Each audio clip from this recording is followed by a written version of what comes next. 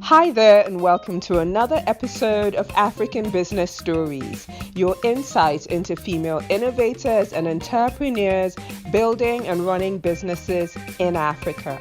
I'm Akego Koye, and on the show today, I'll be chatting with Joycee Awosika, founder and CEO of ORI Group, a wellness and personal skincare company. We talk about starting her first business as a 13-year-old, her career in the power sector in the US and in Nigeria, and the journey to setting up a truly made in Nigeria beauty brand. We also talk about how she turned her passion for structure into a new business. Let's get into it. Hi, Joycee. Welcome to African Business Stories. Hi, Kego. Glad to be here. So I understand that you were born and raised by Nigerian parents in the Washington, D.C. area.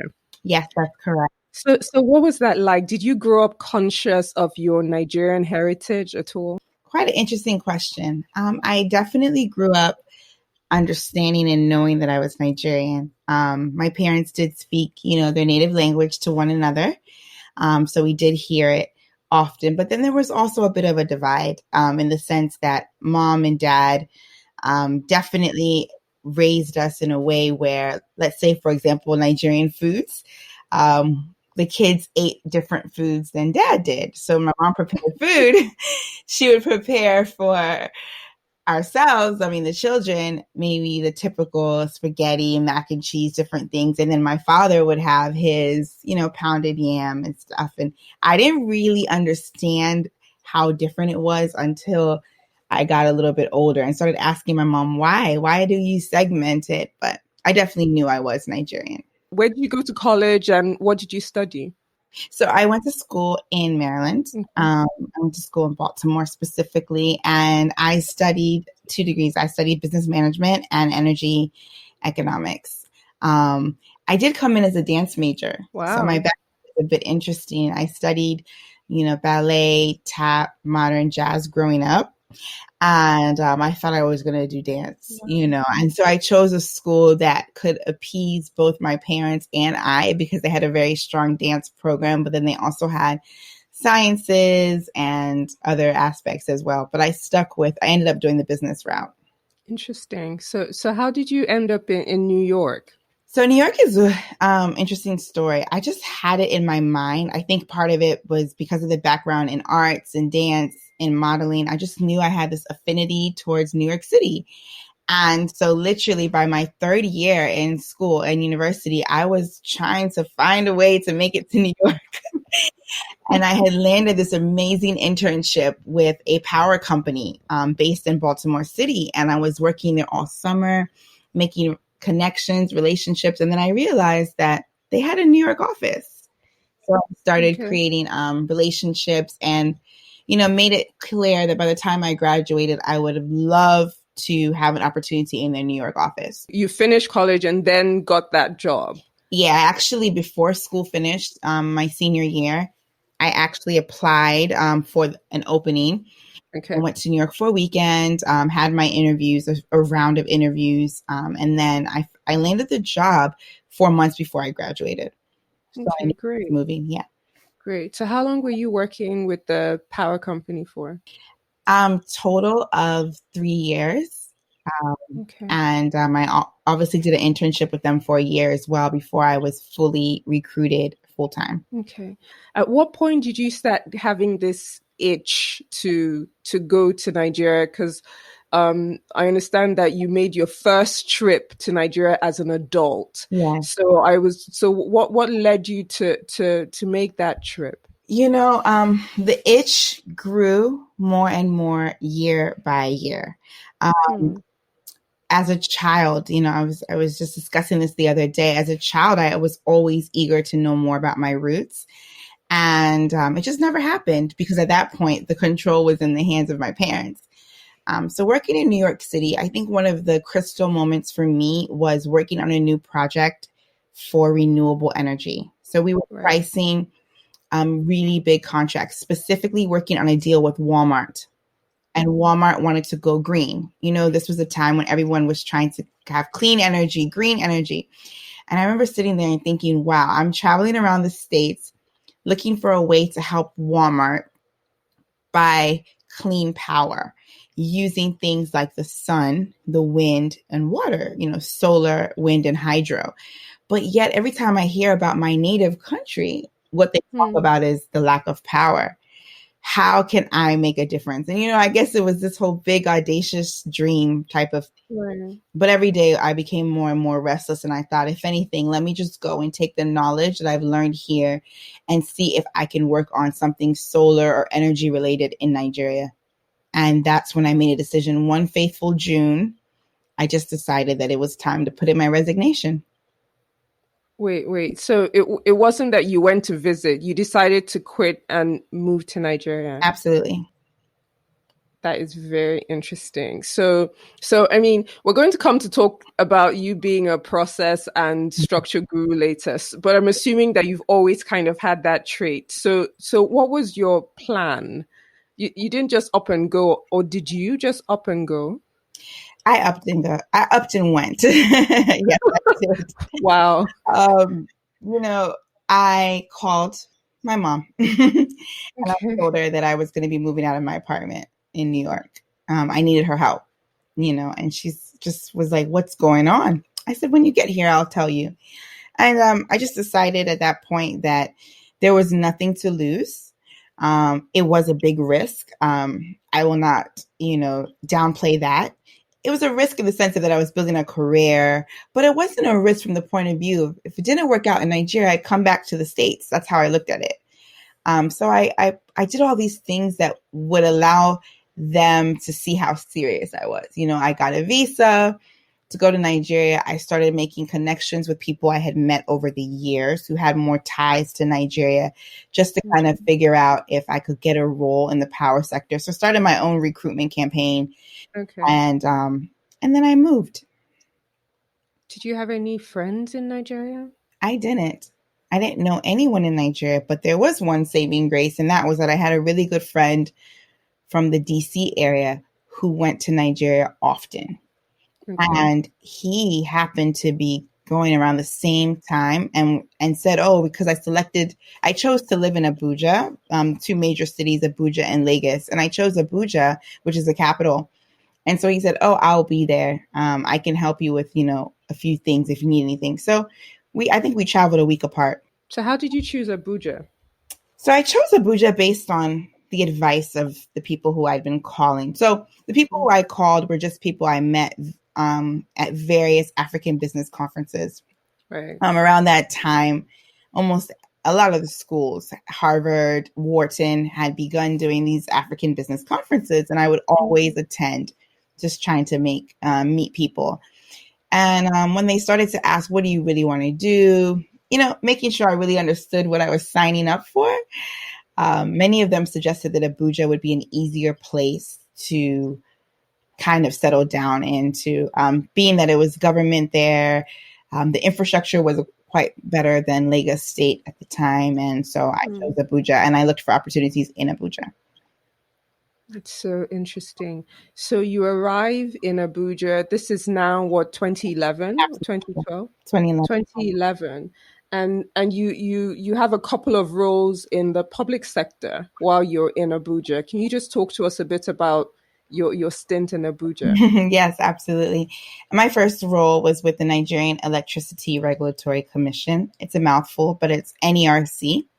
And I worked specifically in their renewable energy department. I was able to bring some of the knowledge I had learned working for Constellation Energy, and just kind of give them ideas on how to go big with solar. I mean, Nigeria has so much sun, and how to utilize other aspects to kind of power the country. But again, it was very much, I would say, almost like a internship type of role. Why do I say that? Because it was a major pay cut. And working in any government parastatal, you actually have to fulfill something called service year. It's called NYSC, Nigerian Youth Service Corps. And so they just told me that this is a stint for you, 3 to 6 months. We'll pay you as a pay cut. But if you want to stay longer and work, you can do NYSC. So I actually did NYSC. Wow. Oh my goodness. Yeah, I did NYSC. And from there, NYSC year was interesting. I served. So I basically worked at the same place, the same NERC throughout my NYSC year. And then from there, actually, I had met so many people during the time working in the power sector. And I think that the work that I was doing began to catch some attention. And I then got recruited and headhunted for a role with the Ministry of Power. At the time, it was to work as a technical advisor to the incoming Minister of Power. Okay, that's interesting. So what was living in Abuja like? Living in Abuja was interesting. From the point of view, of course, it was a culture shock. Right. Coming from the States. A lot of things that I thought were easy to do, like catching a taxi on the side of the road, not having a car there, moving around, were all a shock. Additionally, of course, I didn't have friends and family there, so it was a bit isolating. So I literally submerged myself into work. But it was exhilarating to work in what I felt at the time was the midst of power, like the ability to make a change. So I just kind of blocked out the noise of, missing people and missing friends and family and focused on work. But I did learn quickly that as much as I did work in the government, that might not have been the best route to make a change in Nigeria. Right. I read that you started your first business at 13. I did. You've had this bug to be an entrepreneur for a while. Yeah. What was that first business, by the way? So I started the Babysitters Club. I started the Babysitters Club simultaneously with the candy shop. The Babysitters Club came out of the fact that there were 3 different families in my neighborhood that always wanted me to babysit. Right.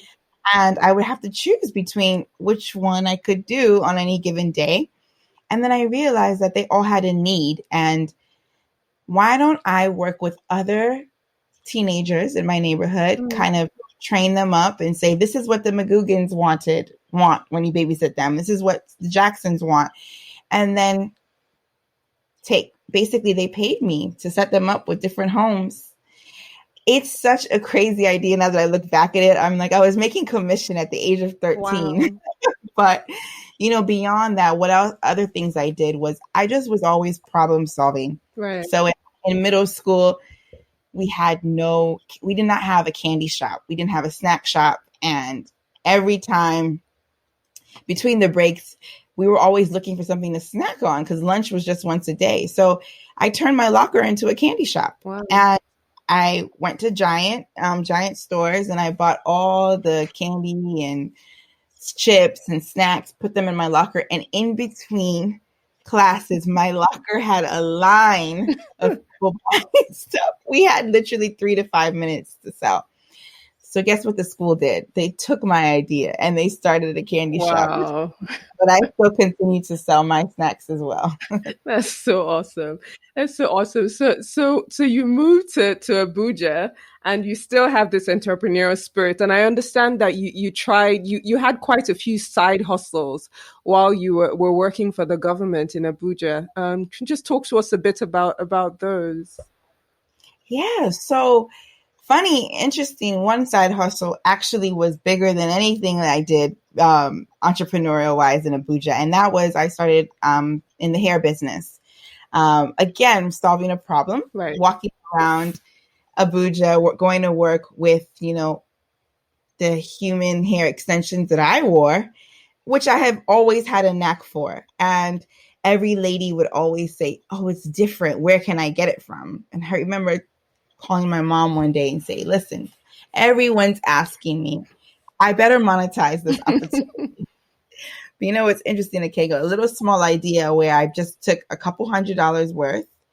And because I was actually worried that the shipment wouldn't come to me in Nigeria, I actually shipped the hair to my mother's home in DC and she shipped it to me in Lagos. That was the first order, a couple $100. It turned into me supplying the biggest beauty salons across Abuja. Wow. Started off I remember when I did my first $10,000 order was this huge hair salon in Abuja. She's still like one of the biggest. And she said, listen, when you come in here, everyone's always asking about your hair and then you're selling it. Can you help me to be able to sell? I said, sure, not a problem. So we did a wholesale order. That was the first one. Her next order, she said, can you help me label it? Can you help me? Hmm. And it turned into that. And then I began to create like reps. So the stylist wanted a piece of the pie too. Of course. They, they felt like we're selling our madame's hair or however they put it. So can we also make commission? So they began to sell the hair as well. I'd give each stylist 3 bundles complimentary, 3 different types of hair. They'd show it to their clients and they'd place an order and they'd make commission, 30, 40%. Wow. That's one business. And then I did, just a few others here and there. I'm just always trying to solve a problem. I saw customer service was a major issue everywhere. That was one of the culture shocks. So I started a secret shopper company. Oh. Yeah. And I still utilize, I don't do it as a business, but I utilize it in my own company. I utilize that service and idea. I got a lot of no's because a lot of Nigerian owned businesses at the time did not see the importance in investing in customer service because in their exact words, people are going to come here anyway. I'm the best restaurant in this area. So no one can challenge me. But then over the years, people have become more keen on excellent service delivery. That's so interesting. So you're doing all this, you have the side hustle, you have your job with the ministry, and you said earlier that you started, coming to this realization that maybe this is not the best way to have impact in Nigeria. So can you just walk us through, that thought process and how you decided you decided you wanted to go into entrepreneurship, but how you decided on the particular business that you were going to go, all in with? Yeah, that's a great question.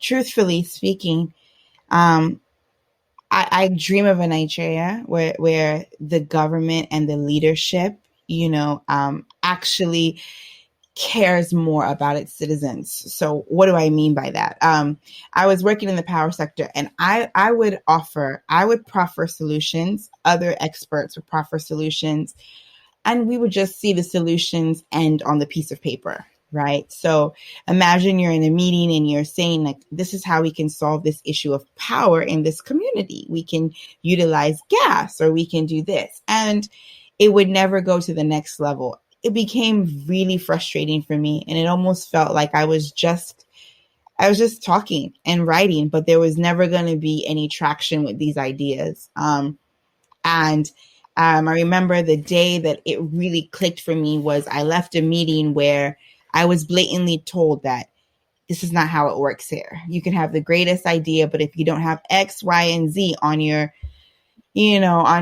side or interested, it's not going to work. And that day was the day I drew a line in the sand that I was going to be resigning. And I could do it. I had a lot of opportunities. I could have joined a private sector power company, which I ended up joining as advisory. Right. So I could start my own, which I felt like was a lot of capital at the time. And it wasn't something that I wanted to go into, but I always felt like I would always come back to serve. So I put in a resignation, and it was a shock to the entire team because it was an election year. And that just meant that, potentially the president would come back. And if the president comes back, then, it would be another chance potentially to come back in for another tenure. But I just wasn't really focused. I'm really, really big on impact. And so, I started to think about what are my other passions. And thinking about my other passions happened well before I resigned. Right. I mean, when you're in Nigeria, the thing about Nigeria is you see opportunities every day because there's so many gaps. One opportunity that I saw was that we have so many resources in Africa. We have ingredients that the other parts of the world crave and desire.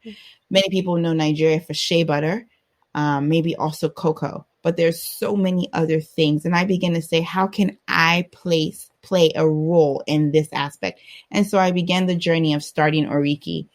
And ORI is a wellness and personal grooming skincare brand that utilizes ingredients sourced from Nigeria and Africa, creates luxurious finished goods, and also gives people a wellness experience using our own ingredients as well. Wow. So what does Oriki mean? Oriki is from the Yoruba tribe. It is a Nigerian word, and it means your crown, your inspiration. It is a word that is used when someone is being encouraged. So, for example, as a young child, your grandparents, and if you're a Yoruba, they may have an Oriki name for you. And your Oriki name is what they will call you when you've just accomplished something amazing. So it's meant to bring out the best in you. And that's our desire with the Oriki brand. Wow, I love on your. I was looking at your website actually, and the line that struck me the most was where you said, leaving a piece of Africa around the world. Yeah. Your business model is slightly different because there are lots of people who have skincare brands in Nigeria. There are a lot. It is a slightly saturated market. So how did you come in and choose to differentiate yourself in the market? So I knew that was going to be an obstacle, a potential obstacle, the fact that the market seemingly is saturated. So I thought, you know what, I want my customers to have an experience. Think of Sephora, or maybe a Mac. When you go in and you want to buy a new product, you get to actually touch and feel most of the products. They have a tester. So I did two things. I created an experience where people can come in and test all the Oriki product range. We started off with 32. I wouldn't do that the same if I did it again, knowing what I know now. But 32 products were open for people to come in and experience. So you didn't have to commit until you came in and open and tried the avocado and pineapple mask, and once you did, you could purchase one and take it home. The second aspect that I brought, a fresh idea, was the fact that our products are spa grade. What does that mean? Our moisturizers can be used as a moisturizer after having a facial. Our mask and our scrubs, same things. So what we did was I started a spa. Interesting enough, when I got the building for Oriki, the plan was was literally a product showroom. But there was enough space to take the top floor, which would have been offices, and turn it into a spa. And so people began to come in to book spa sessions. And then they're asking afterwards, what was that lovely toner that you used on my face? Okay, well, the toner is downstairs. And that was how we began to build push the product brand through the services. That's so interesting. Okay, so as a startup, there are all these, we do normally talk about startup challenges and what people go through, access to finance, expertise and all that stuff. So in your building your business, how did you raise the capital to start up, and how did you close the knowledge gap for yourself and for your staff? Fantastic. Starting the business in the capital was definitely something I had to think about. I had savings that I had from even New York and from the Ministry of Power, not the first opportunity because, as I said, that was more of an internship. But, I had savings accrued, and that would be enough to go ahead and launch the product range and launch the store. But when I wanted to build the spa, that was another level of capital. This is why I say it's really good to build relationships. I had heard about different opportunities and grants people were giving for novel ideas. And while working at the Ministry of Power, I actually had the opportunity to speak in Addis Ababa, Ethiopia, with a lot of government leaders and business leaders. And around this time, I reconnected with some of them and found out about a grant that I could pitch for and apply for. And that's how I got the funding to start the spa. I pitched for this grant, sold the idea about how I wanted to leave a piece of Africa with consumers around the world, that the spa was my business model, one of the models to attract customers. And I started thinking, I thought it was just going to be one location then. So I just told them about what I wanted to build, and I won this grant. And the grant is what allowed me to do phase 2, the spa. Wow. And for the knowledge gap, that was really critical for me. So, when I resigned, I took about a month, traveled to the States and Canada, went to go and meet with laboratories and contract manufacturers to understand the process of building the skincare brand.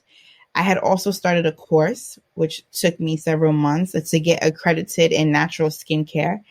Have taken several more since then with some of the leading schools. They were online, and I just submerged myself into learning as much as I could about building, this business and building the industry, whether it be online or in person. So where do you manufacture your product? Nigeria, 100% now. Tell us about that.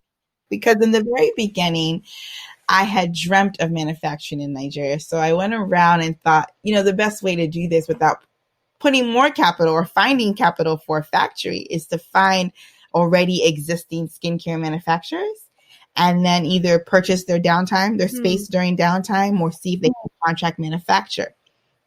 But it was a sad, sad journey. I went around and around, and I was just really disappointed by the state of all of the manufacturing sites and facilities that I saw. I didn't feel good about producing my products in any of them for different reasons, whether it was sanitation or their ability, their processes, their SOPs. It just didn't fit. So I actually had to find a manufacturer in Canada that was willing to use ingredients sourced from the continent. I found a match made in heaven. I found a vegan, a brand that actually sourced 80% of its ingredients from Africa already. That was their personal passion already. And then I was able to sit with them for weeks and go through my products, do test runs, do samples. And I started with Canada. But it was a mental, it was always an issue I faced. Am I truly Nigerian? Is this truly African? Is it really telling the Oriki story? Because we are producing these in Canada. Thankful to God, a year and a half later, we built our first facility. I first called the first place a mixing lab in Lagos, and now we have a proper production facility and factory in Lagos. Wow. How did you fund that? Two things. I built a team of people who had experience already working. So we have everything from a botanist, plant scientist, microbiologist, a chemist. They're all the team. They're all Nigerian, fully born and bred, and that's what they've been doing. And one of them has been with me since day one. She was my administrative officer, but she was a microbiologist. So it was naturally easy to transition her and promote her into a role in production. Funding it is another thing I'm proud of. The company funded the entire development of the facility. We funded it through our own revenues. Well done.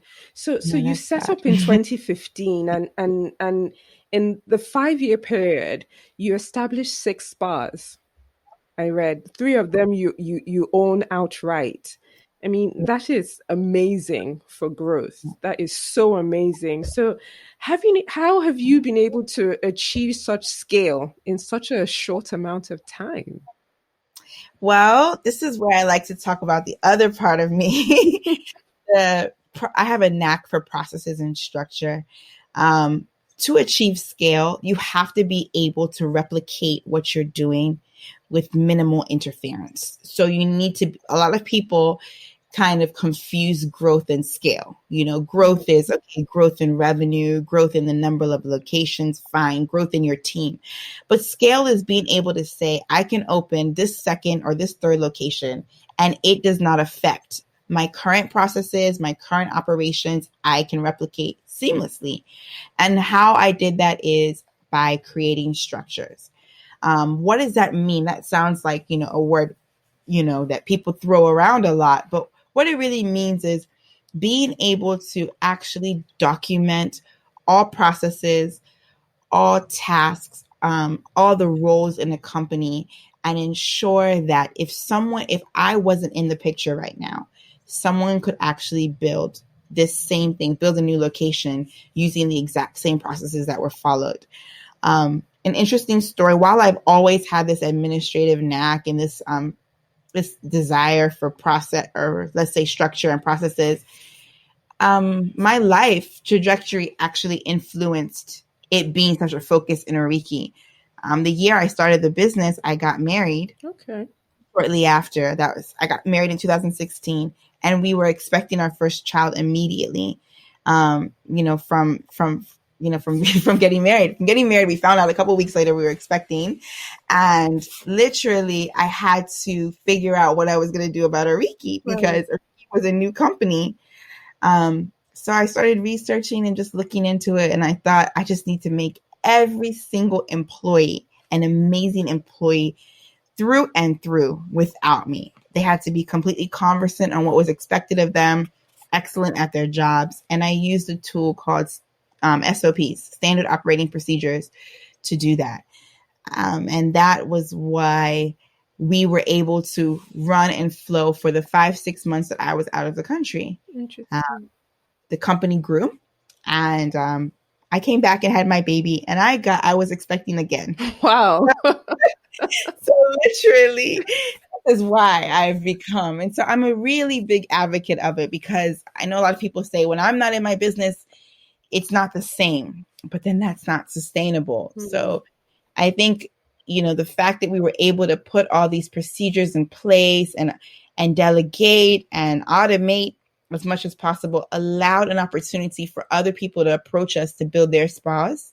And then it allowed us to also approach buildings to build spas. And that's how we started scaling. That's amazing. That's absolutely amazing. We will come to talk about the process and structure business that you have now.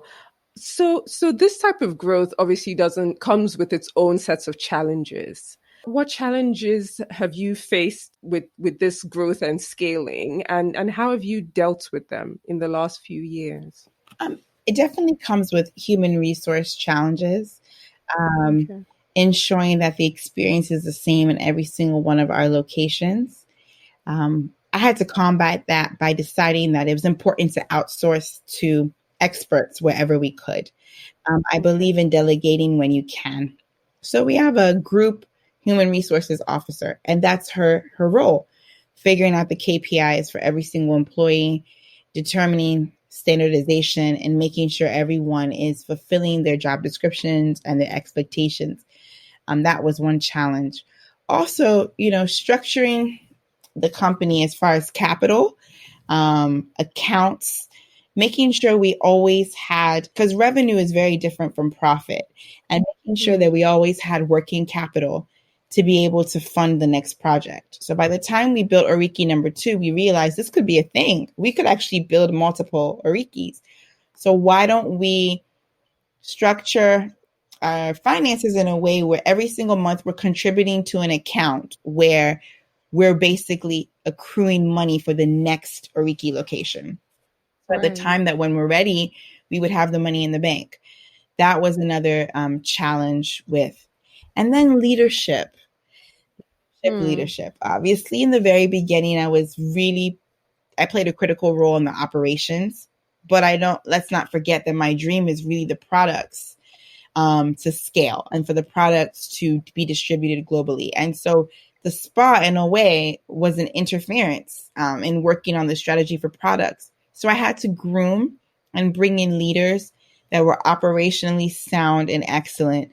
And it's sometimes it's hard to pass on your baby to a general manager and let them be fully in charge, and you're far removed from what's happening at the spa every day. But that was critical, very critical for us to be able to grow.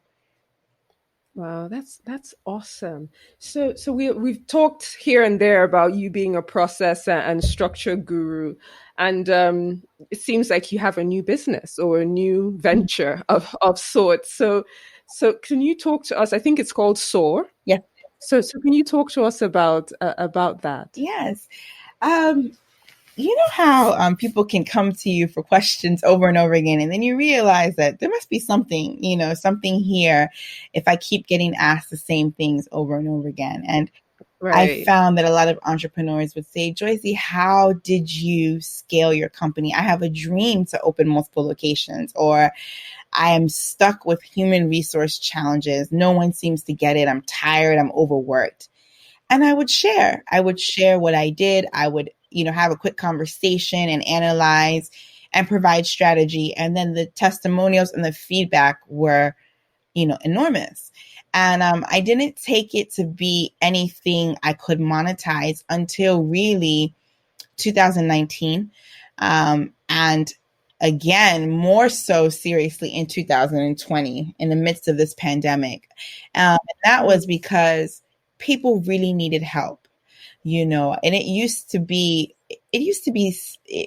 worrisome for me to hear of, let's say, for example, a female entrepreneur who would say that because she was building a business in Nigeria and she got pregnant, she was shutting her doors down until she had her baby and could come back because not one single person in the company could manage it.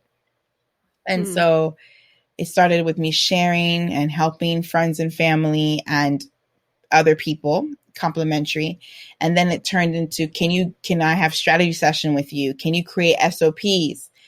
And for a while, I didn't think I was going to be able to do anything further than my 1 hour conversations here and there, until I realized that why don't I add a structure to being able to help people? And that was to create Right. templates and documents that would help business owners, the same ones that I created for myself, would help them be able to scale and to grow. And that's how SOAR was born. Wow. So how has it been? I know it's a new venture, but how has it been? What's the uptake been like? SOAR has been phenomenal. We now have 5 employees, Wow. work full time for SOAR. And we are always looking for more and more ways to help people. My role in SOAR now is I'll take on the strategy calls based on my calendar when I can. But the day to day is people looking for templates, standard operating procedures. I created a course in 2020 in March. That allowed people and business owners or employees to come and learn how to create standard operating procedures and learn how to utilize them. And it took off. A lot of people purchased it and have been using it, and the testimonials have been phenomenal. In addition, I I work with entrepreneurs one-on-ones, right? Helping them to reach their goals when it comes to processes and structure. And it's been something that I have seen is really needed during this time, especially a year when many people didn't think they would make it past this year. Right. But just having a session or putting some processes behind their business or structure has helped them to realize that it's possible to continue and push on. That's awesome. So my final question, Joycey, is what's next for you personally, and what's next for Oriki? Right. For me, I want to really inspire and encourage and help as many. I'm specifically passionate about, female working moms, mompreneurs, moms, professional moms who are trying to find that balance between all that's on their shoulders. I That gets me more excited than even building the company, or building Oriki, and that says a lot because I'm very excited about Oriki. But I just want to be able to see how I can help more people achieve all that they desire to do with less effort. So for me, I definitely think people will see more of me speaking about that and sharing opportunities, to learn how to balance, both their personal lives and their working lives. And then for Oriki, there are a lot of exciting things on the plate. We're building a franchise model.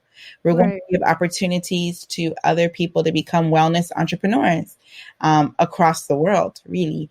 And we want to be able to empower people to get a piece of this important industry, spa and wellness. And this year has even shown us how important it is to take care of yourself. People have really, really subscribed more to the spa than before. And also, we're distributing more and more around the world. adding on new distributors.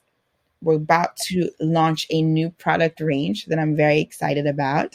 Yay. Yeah, I look forward to sharing that passionate product range. It came from somewhere very personal, with the world.